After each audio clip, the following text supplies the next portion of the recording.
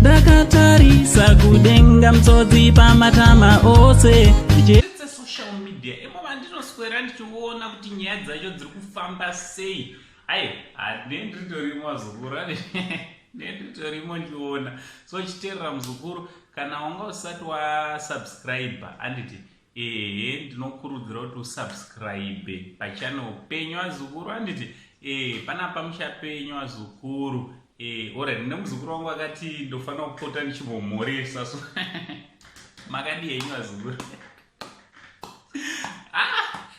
Mozwa kuti kana mamboona kutaura kwandoita ndichitaura fast because ndichida kuseva data revamwe anditi tino vamwe vazukuru vedu aichema ndaiti ndikatanga kumhoresa futi ndonzi uri kumhoresere ndikarega ndikangonanga straight panyaya konzi uri kuzviitirei so ndichapota ndichimhoresa ndichimborega nditi kuitira kuti ndifadze vese. Makadi henyu vazukuru anditi vanoera moyo, vanoera nungu, vanoera mbizi, ana manjenjejeka ana masivanda nemana mukanya chera ndinokwazai. So chitererai pane kavidhio kandoda kuti ndikuratidze tingonanga straight kunyaya yedu. Mambodhuterere vari kutevera nechimudhudhudhu chimpurudhudhu chavo svika chinoda discipline ndo vanotevera nauncle Said the only Zimbabwean uncle ndichibva ndati much love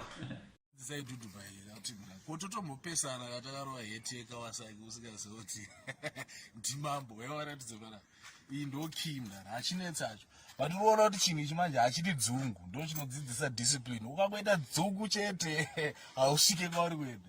Saka wakaita kii manje iyi ndochokwe saka ukaisa kusaidi unohwe inenge yatobo iri ndo button rinodzima iri saka rinongoitwa on panapa. Kana wakumudza chodzvanya clash unodzvanya clash wosiya